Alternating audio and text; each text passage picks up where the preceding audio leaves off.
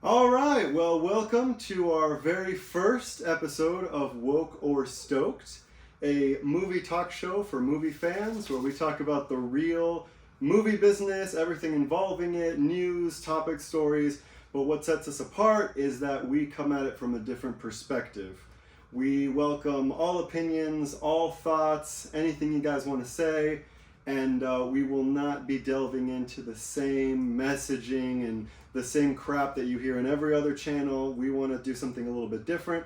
So basically we're going to break down the week's events, exciting stuff that we found out that we want to talk about. But welcome to the first episode of our show. If you guys have any questions that you want to send us, in the description below there's the Stream Elements link. Anything you guys want to ask, you can send, and it will be read and it will be answered by one of us. I am Jose the Movie Man, and this is my co-host, the Twin. How you doing there, Twin? Good. I'm Twin, and I'm the everyman. I am not a movie expert, nor an expert on anything relating to pop culture. I'm here to provide perspective, my opinion, and a good time. Well, that's very, very much needed in today's world, Twin. So, all right, so we're going to start off the show right now. We're going to talk about a couple topics, and at the end we will close out, as we always do, with questions that we have. And even though it's our first show, we already have 2 questions, if you can believe it or not. So we have 2 questions? I'm excited. Oh, okay. I'm excited. All right, so the first topic that we want to talk about, Twin, is a certain movie just celebrated its 50th year anniversary. Okay, I think I know what movie. And the hint I'll give you is that this movie is considered the very first blockbuster. I know what it is. Yeah? Lay it on me. What am I talking about here? It is Jaws. Exactly. It is Jaws. So Jaws celebrated its 50th anniversary. I just wanted to talk about it a little bit just because it's a momentous occasion. You know, it's not every day that a movie gets 50 years old. It's like coming back into theaters too, right? Exactly. So, if you wanted to go check it out, feel free. But basically, something that might be a little fun for our viewers and for yourself, Twin, do you know where the originating of the word blockbuster came from? I have no idea, actually. So, it is because of Jaws. Literally, the reason why it was termed a blockbuster is because people would line up around the block to go see the movie Jaws. And the news media at the time said, this movie is busting the block. It's a blockbuster. I had no idea. Exactly, and that was the beginning of 2 things. That's why we need to talk about Jaws for a quick couple minutes. Number 1, the creation of the blockbuster, because after that, 2 years later came Star Wars, and the world was never the same. And number 2, the summer movie season, Twin. Can you believe that Jaws was the very first movie that studios actually realized, oh shit, there's a movie that comes out that we can talk about, that everybody will go see. And it's because it's in summertime. So that was like the first time that they made the connection, because before it was kind of like a year-round, movie climate. But now, this was the first time that they saw, like, oh crap, you can put a movie here and it'll make all the money in the world. Can you believe that? I had no idea. I didn't know that the summer movie season didn't really exist before that. Yeah, it was just kind of like a general thing. And then obviously when Star Wars came out, I believe Star Wars came out in May as well. But yeah, and that's kind of when it just got solidified and, here we are later. We will end our talk on Jaws with a quick question, Twin. Do you know, estimate, now keep in mind this is 1975, so let's not get too crazy. I don't want you saying $2 billion. Okay. How much money did Jaws make worldwide? Everything included? Not adjusting for inflation? Obviously, yeah. Okay. Jaws made... Okay, it was what? What was it, 1975? 1975. 1975. That would have had to have been 200 million? Not a bad guess. 450. 450? 450. Can you believe it? That's perhistory.com, by the way. $450 million for 1975. An astronomical amount of money. The reason why the word blockbuster is created. It was a Best Picture nominee. I mean, it was just a success there's no metric in which it wasn't a success, is basically. Well, that's very easily more than $1 billion nowadays. I mean, oh my god. You're probably talking about $2 billion, honestly, if you adjust for inflation. But anyway, so that sums up our conversation on Jaws. We just wanted and was that Spielberg's first movie? So, no, it wasn't. Actually, I was thinking about that earlier today. He did a TV movie called Dune. But he also did the Sugarland Express in 1974. I believe that was his first movie. Never would have heard of that. His first time working with John Williams, by the way. That I know for a fact. I don't know if it was his first movie specific. Legendary partnership that hopefully you and I someday rival. There we go. Thank you, Tim. Hopefully. I'll talk, you compose the music. How about that? Okay. All right, well, we move on to a second news story, something that I know will interest a certain member sitting right over here, and that is the beautiful world of Harry Potter. Are you aware that Gary Oldman was just on the Happy, Sad, Confused podcast and what he spoke about? I've never heard of the podcast. I have no idea what he said. I hadn't heard of it either, but we're going to talk about the beloved Gary Oldman, who of course played who in Harry Potter? That would be Sirius Black. Exactly. Very serious and very black and deep. But believe it or not, Twin, this is a quote. What do you think he said about his performance in the Harry Potter movies? I'm going to read you a quote. Are you ready for this? Okay. He said, "I think my work is mediocre in it. I do." That was a quote. What do you think about that? Mediocre. My first thought is I want to know what he thinks his good work is. Mm-hmm. I mean, I don't know if it's what was he in? The Darkest Darkest Hour. Hour. He won an Oscar for it. Right. He just got nominated for Mank. I obviously really enjoyed his performance in the Harry Potter movies. Yeah. He really engendered a specific kind of lovability of the character that I thought the books already did pretty well. Yeah. And I have a hard time imagining someone else playing the character. Yeah. I mean, obviously we'll see whatever happens with the TV show, but like, did he say anything specific about what he didn't like? Yes. So he was talking about in the podcast, right? And basically what he said is he thought his work was mediocre. And the reason why is because he wanted the Alan Rickman treatment. And what he was referring to, famously, is that J.K. Rowling told Alan Rickman, I think back in Sorcerer's Stone when they were filming, that one day he would be like, the great savior. It's really about his story. Like, he knew all of that, right? So Alan Rickman in his performance, he would really channel that and kind of hid away certain parts of his performance to try to make it captivating. So what Gary Oldman was saying was, I wish that I had had that treatment. Basically saying, I wish that I knew where my character would go, how it would be seen, years down the road, because in Prisoner, all I had to work with was just what was on the page, right? Right. Which makes sense, right? I mean, that makes sense. If somebody's like, I could use a little bit more nuance, a little bit more attention from the creator of the world. But is that a reason to think that like his performance is mediocre? Like, most people who are in the movies probably didn't have that kind of treatment. Like, does he think they were mediocre? That's what I cannot speak for him, but I guess he would just talk about himself. But here's a little fun fact, because I did a little math on this one. So Gary Oldman is saying, my work is mediocre. I would want to have more books to read. You know what I mean?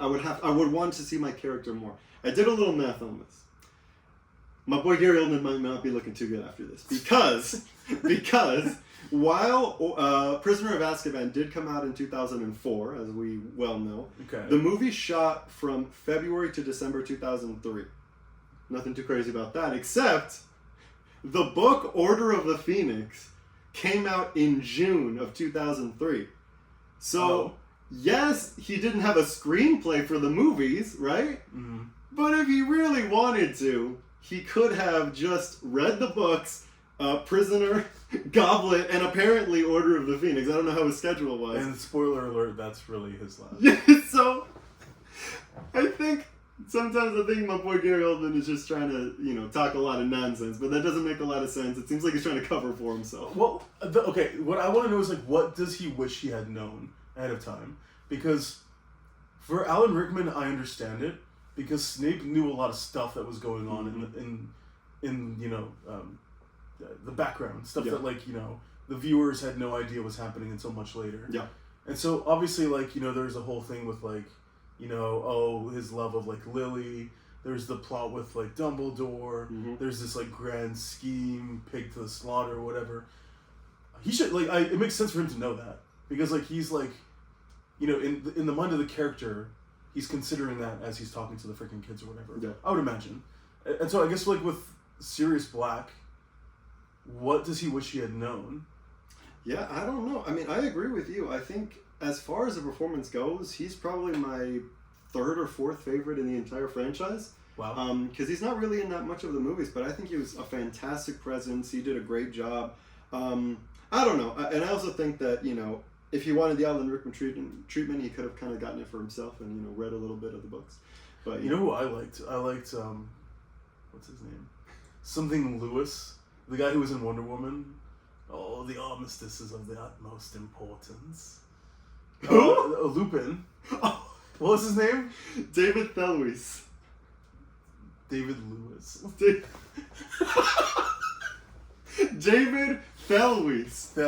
Lewis. Okay. I'm pretty sure his name is David. No, you're right. You're right. Thewlis. I've completely butchered his name. Thewlis. David Thewlis. Okay. Thewlis. Thewlis is toothless when he's speaking. Little fun fact for you. Alright, well that is our talk about Sirius Black, just something new that came out in the last couple of weeks that I wanted to bring up. But we could not have a show about movies without talking about the big movie coming out this week, Superman, which already came out by the time anybody watches this, has already came out. We're actually going to see it tomorrow, so we're excited. So Twin, something quickly I wanted to talk about, money. A little bit of money. We always want to talk about money. So, per The Hollywood Reporter, how expensive, we are not talking about marketing, Okay. just the movie, how expensive do you think Superman is? I'm really bad at guessing this stuff. Are you counting like commercials, promos? No marketing at all. Just, I'm going to film this. This is what I need for special. Everything, just the movie, not marketing. 115 million. 115 or 150? 115. Okay, close. Actually, not close at all. So, oh, yikes. The cheapest estimate I found was $225 million. That's like double what I said. Per The Hollywood Reporter, and this is something else. But they had an estimate. They had heard, and I've heard this as well, $363 million just for the movie. Doesn't that make it the most expensive movie of all time? Arguably it would, if this is true. Now, you know what? We're not filming that. We're not James Gunn. So let's just call it in between 225 and 360. What do you say? 290, right? 280, right? That's crazy. Let's just say this movie's 280 for argument's sake, okay? Okay. That is an unbelievable amount of money. And I don't know if you've seen the marketing, but I mean, this thing has been commercials, right? I mean, posters. They've worked with every company. Rick and Morty had them on. Like, the marketing spend, they say, per THR, they're saying another 200 million. So that would be at least, let's just take away a couple million there. Let's just call it $450 million just to put out this movie. Everything. Marketing, filming, everything. What do you think about that number, sir? $450 million. It's a big fat number. Number one, I want to know which parts of the movie costed the most. Yeah. Number two, visual effects, I don't know. I want to know why it's being marketed so hard. Historically, right? I mean, I might butcher this talking point, but, the character of Superman kind of sells himself. Mm. We think back to, the original movies. You think back to just the, popularity and the cultural staple that are some of these DC characters. And, people have lost faith in the ability of the franchise to make movies. Oh, yeah. Obviously, everything with the DCEU was a bit of a shit show.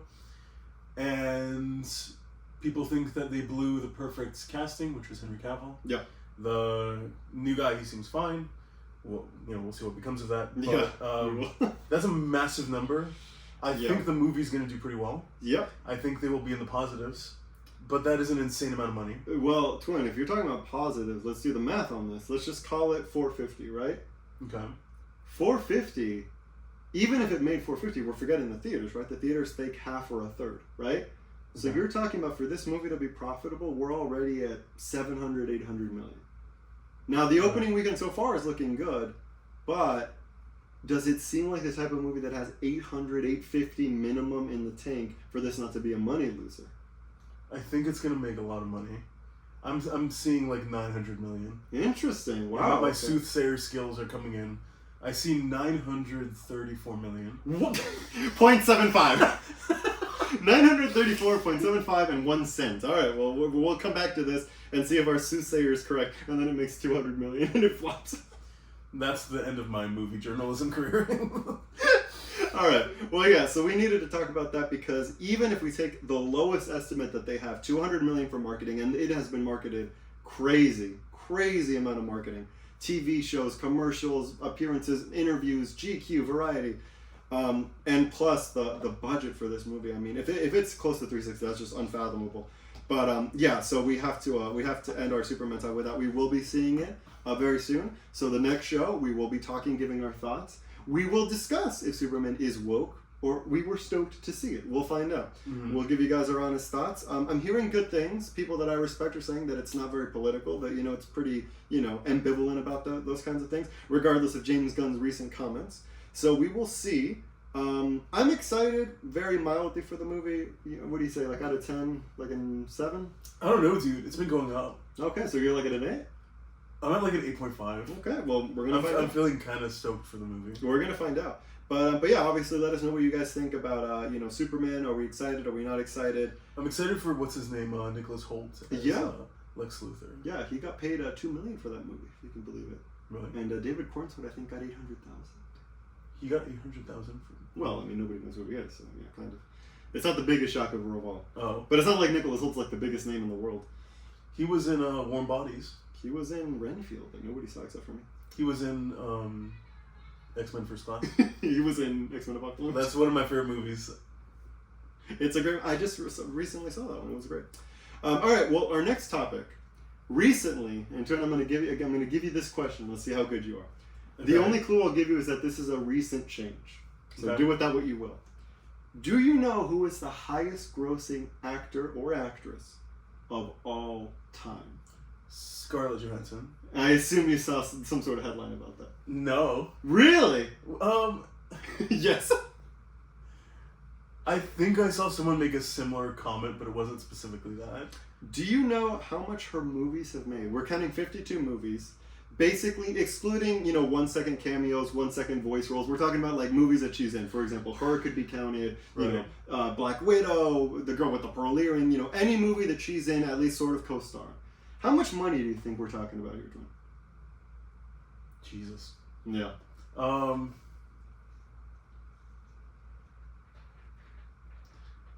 don't know. This might be a crap guess, but... $5 billion. $5 billion? $5 billion. Close. Almost $15 billion. I wasn't close at all. $15 billion. And she wasn't first. That just recently happened with Jurassic coming out, of course. It just came out. I saw it. That put her over the edge. You saw it? I saw Jurassic World, yeah. Oh, damn. We need to talk about that one. Anyway, so yeah, can you believe that? So she is the highest grossing actor-actress of all time. But the small hint I'll give you, Twin, is that you should stay in the Marvel family.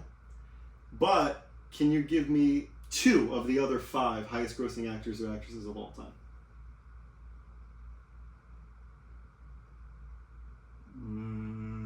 Mark Ruffalo. Mark Ruffalo? No. Robert Downey Jr. Okay. Robert Downey Jr. is the third. Okay. $14.3 billion over 65 movies. Holy crap. Yeah. And there's another? There's 5, but I just want one more. Think about those movies. Now keep in mind, even if you have a small role, if you're in those movies, that gets counted towards your gross. What do you think? So it's not Chris Evans.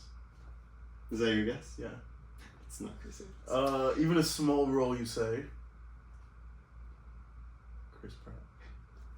He is one of the 5. He's number 5. Okay. Because you have to throw in Jurassic in there for 3 movies. That's another $3 billion on each one. And then the Lego movies. Exactly. The first one made pretty well. We also would have accepted Samuel L. Jackson. Right. Think about it, right? Because he's in like all these Marvel movies. And of course, how could we forget Zoe Saldana? Pirates, Star Trek, Avatar, Marvel. $14.2 billion for 31 movies. And Emilia Perez. Yeah. That didn't make that much money, right? That made about $0. Okay. But yeah. When I was on the flight to Chile recently, one of the people next to me was watching it. And they walked out of the plane. She stopped after about 20 minutes. I can't blame him. But yeah, so the Marvel family, Twin, is the moneymaker. So Scarlett Johansson, Samuel L. Jackson, Robert Downey Jr., Zoe Saldana, and Chris Pratt are the highest grossing actors or actresses of all time. All of them in the Marvel Cinematic Universe. So wow. You want to make some of that cheddar, Twin? Get in the Marvel Universe. What do you think? Let's see what this does for me. Maybe a small cameo? I can sing also. Alright, we're going to edit that one out. No, I'm just kidding. Okay. Alright. I'm getting it. Yeah, we're going to edit that out. All right. The last topic we have for today before we get into a little bit of fun trivia. Okay. And, of course, our viewer questions. The last thing, I know we are big fans of the Dune films, Twin. Am I right in saying that? Dune's pretty good. Yeah. We like Dune. I like Dune a lot. They're not on my shelf, but they're really good. I like them a lot. So Dune 3 is filming right now. If you've heard about that. Stacked cast. Jason Momoa's coming back. Robert Pattinson's apparently the villain. Like, cool. It's stacked cast. But here's what's interesting. Now, you know something about the books, right? Not too much. But you know the titles. Yes. What would you think the title of this new Dune movie would be? Children of Dune. Not a bad guess. Close. What's before that? Dune Messiah. Exactly. Okay. The obvious thing would be, we have Dune Part 1, which is kind of, a combination of the book. Dune Part 2, that's all the same book, kind of, right? It's a big book, yeah. Yeah. So obviously, the third movie's called Dune Messiah. Here's the problem with that, Twin. As everybody that you've ever known that talks about Dune, that loves Dune, everybody will tell you the same thing. Dune Messiah and Children of Dune are not very well regarded. They suck, yeah. Yeah. Many people don't like them. And when there was talk about the third Dune movie, people were like, I'm excited that Timothy's back, I'm excited Zendaya, Anya Taylor-Joy, we're all excited. But it's bad source material, right? Mm-hmm. So when Dune Messiah comes out, people are going, you know what I mean? Like, it's good, but it's not exciting, you know what I mean? Well, Denis heard you, Twin. He heard you specifically. He wrote a letter to this guy right here. The title of the movie, Twin, is not Dune Messiah. And it's not Children of Dune or anything like that. It's Dune Part 3.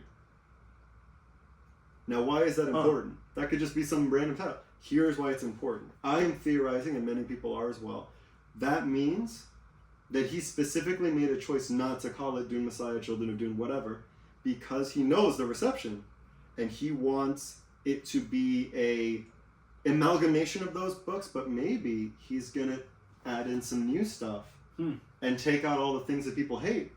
Who knows? But it's a good start. Dune Part 3 makes sense. And it's very clearly saying, like, hey, don't worry about that. We're going to do some of our own changes. I'm excited.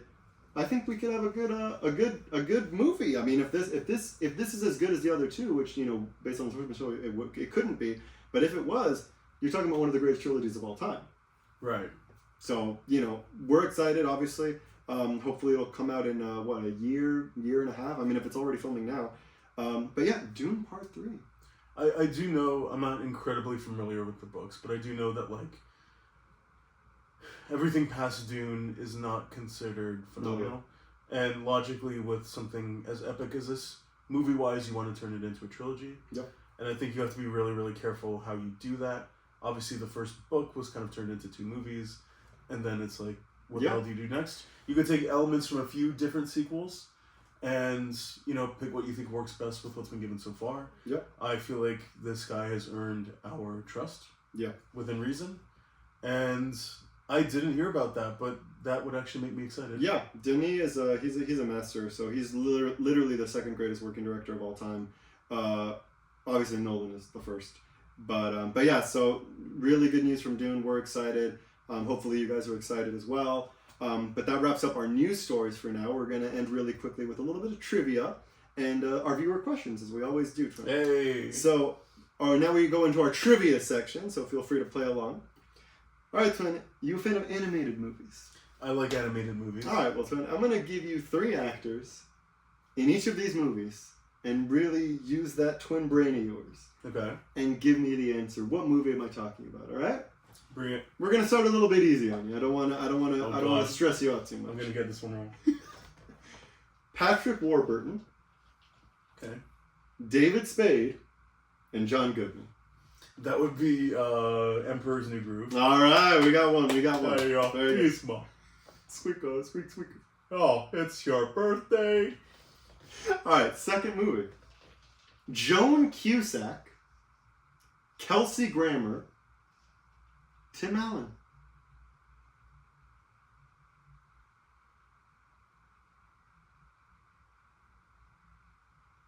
This might be the dumbest guess of all time. Toy Story 3. Close, but no cigar. No.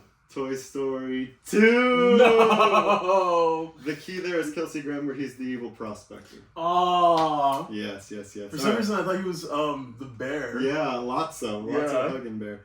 No, unfortunately not. I believe that was Ned Beatty, Warren Beatty's brother, I believe. Don't quote me on that one. All right, then last movie. Really think about it. Okay. Christopher McDonald, your favorite actor. I don't know who that is. Christopher McDonald, the guy you have on your wall. Right. Jennifer Aniston, Vin Diesel.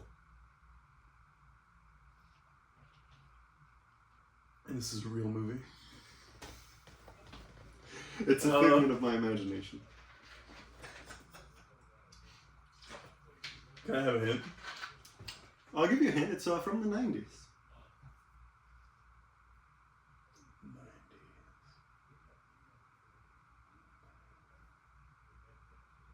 I'm not gonna get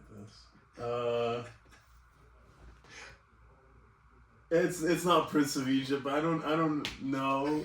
It's not. All right. Well, Prince of Egypt, unfortunately, is not correct. We were looking for, say it with me, the Iron Giant. I haven't seen that one. Oh, I haven't seen the Iron Giant. Oh my God! I heard it makes people cry. Yeah, it made me cry when I saw it when I was 5. Not anymore. All right. Well, that is the end of our show. Of course, we have 2 viewer questions, and of course, if you want to be part of this, feel free. We have a Stream Elements link down in the description below. It is active 24 hours a day, 7 days a week. So anything that you send, we will get to, we will read, we will comment, and we will react to. Say anything that is on your mind. No questions asked, no rules. Just say whatever's on your mind. Let us have it. And our first question, believe it or not, is from a person, apparently Luciano. Luciano. Apparently. I don't think it's that guy, but we'll see. All right. So he asked, do you guys think more people are going to the movies than last year? Question mark. I feel like there are some serious big moves this summer and theaters have been filling up. Congrats on a good run, you guys. Wait a minute. Is this our last show? Congrats on a good run.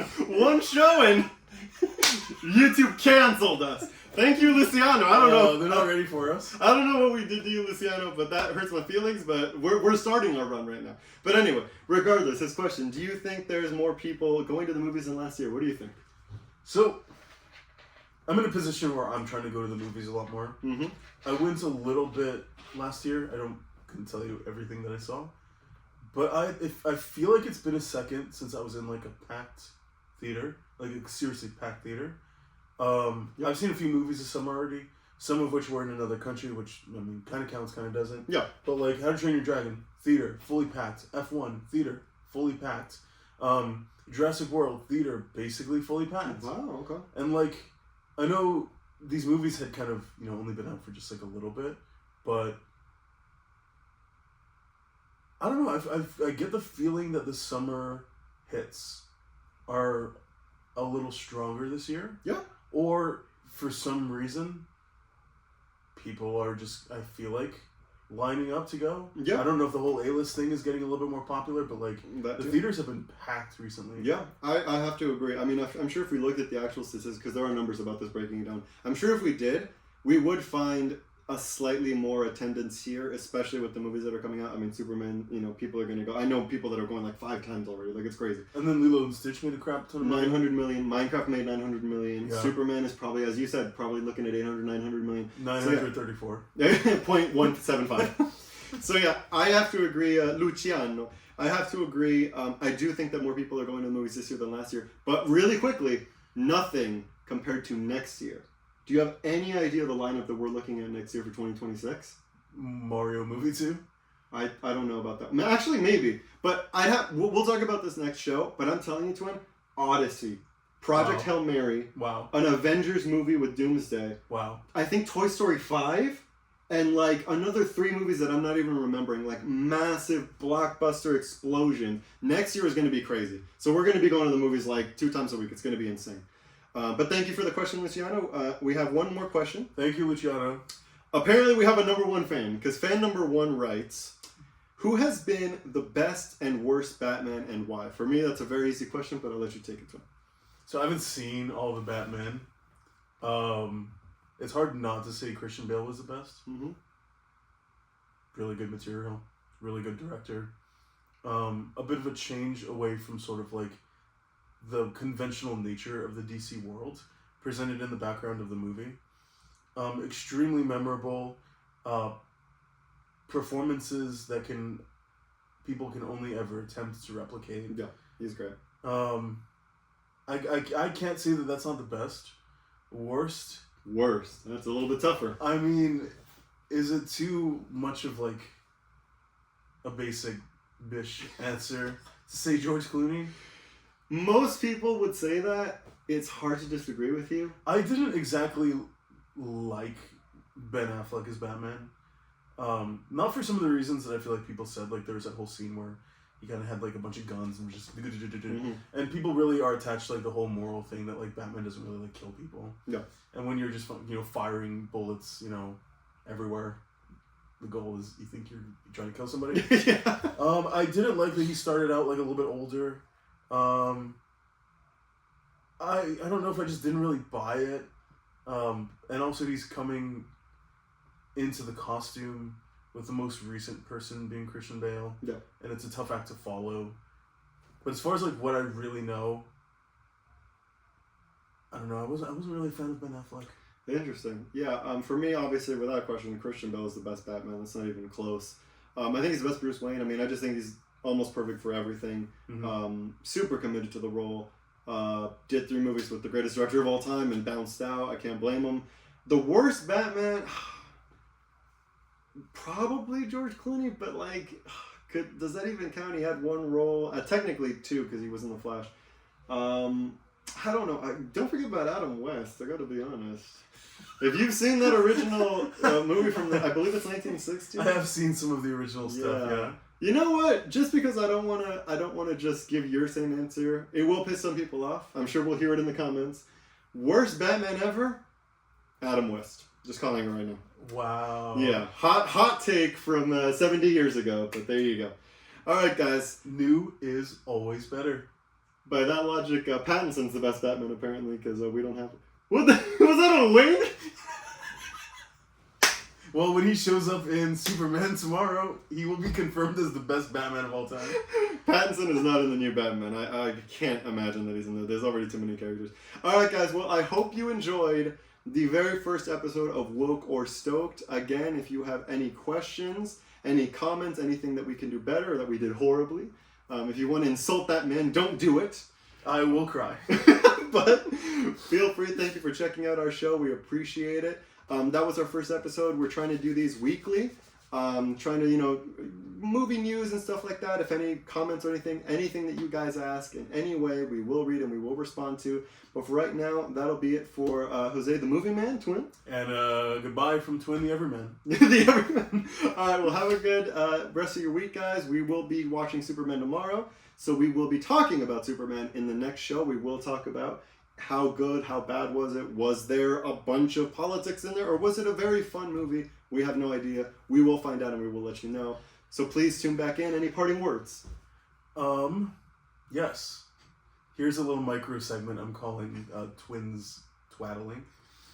Jose, do you believe that just wearing glasses is a good disguise? Age-old question about Superman. Yes, and the reason why is because it's been proven. Henry Cavill stood in front of his poster wearing glasses and nobody took a picture with him. That's unbelievable. Yeah. Though, to be fair, nobody knew who Henry Cavill was in 2013, so maybe that's not the best idea. But David Cornswell, it's not like anybody knows who that guy is. I could see that guy outside right now and I'd be like, who the hell is this fool?